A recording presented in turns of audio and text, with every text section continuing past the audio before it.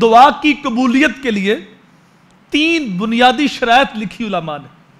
پہلی شرط تو یہ ہے کہ جب بندہ مانگے تو خلوص کے ساتھ مانگے، اس کے اندر ریاکاری نہ ہو، اس کے اندر تصنع بناوٹ نہ ہو۔ دعا ایک عبادت ہے اور ریاکاری والی عبادت تو اللہ قبول نہیں کرتا، تو خلوص کے ساتھ دعا کی جائے۔ دوسری شرط دعا کی قبولیت کی یہ ہے کہ رزق حلال کمایا جائے۔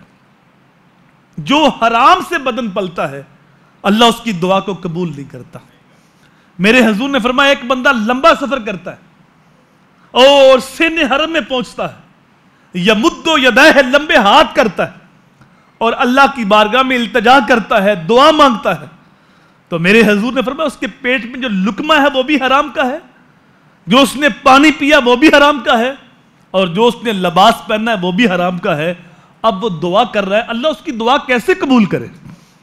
تو اپنا لقمہ پاک کرے، حرام سے، مشکوک رزق سے اپنے آپ کو بچائے۔ اور تیسری شرط یہ ہے جب وہ دعا مانگے تو اس یقین کے ساتھ مانگے کہ مالک میری دعا کو ضرور قبول کرے گا۔ ایک تو حدیث قدسی ہے، اللہ فرماتا ہے انا عند ظن عبد بی، میں اپنے بندوں کے ساتھ ویسے ہی ہوتا ہوں جیسا میرے اوپر وہ گمان کرتے۔ تو اللہ کی ذات پہ تو اچھا گمان کرو، بدگمانی تو بندوں کے ساتھ بھی جائز نہیں ہے۔ تو اللہ کے ساتھ بندے کا گمان اچھا ہو کہ وہ میرا خالق و مالک ہے، وہ میرا رازق ہے، وہ میرا پیدا کرنے والا ہے، وہ میری دعا کو ضرور قبول کرے گا۔ اس یقین کے ساتھ جب صحابہ دعا مانگتے تھے تو اللہ ان کی دعائیں قبول کرتا تھا۔ ایک صحابی کا واقعہ ملتا ہے، تجارت کی غرض سے گئے تھے، جنگل بیابان تھا، اکیلے تھے، مال تجارت بھی پاس تھا اور سواری بھی پاس تھی۔ تو ایک نوجوان طاقتور آدمی سامنے آ گیا اور اس نے کہا میں تیری سواری بھی چھینوں گا، تیرا مال بھی چھینوں گا اور تجھے قتل بھی کروں گا۔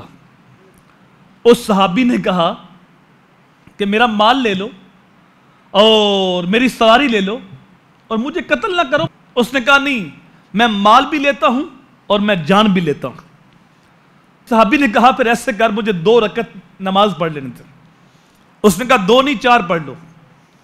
اس صحابی نے جب 2 رکعت نفل پڑھے اور اللہ کی بارگاہ میں دعا کی، التجا کی، ابھی ہاتھ منہ پہ نہیں پھیرے تھے تو ایک بہت ہی قداور شخص جس کے سر پہ امامہ تھا اور ہاتھ میں تلوار تھی، وہ درمیان میں حائل ہو گیا اور وہ جو ڈاکو تھا اس کی گردن کاٹ کے رکھ دی۔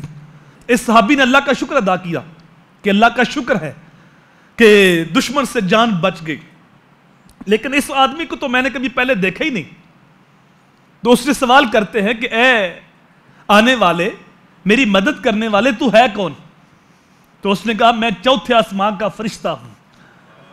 جب تو نے رب کی بارگاہ میں دعا کی، رب کی بارگاہ میں التجا کی، تو اللہ نے مجھے حکم دیا کہ جا میرے بندے کی مدد کر کے آ۔ تو اس یقین کے ساتھ دعا مانگی جائے کہ میرا مالک میری دعا کو ضرور قبول کرے گا۔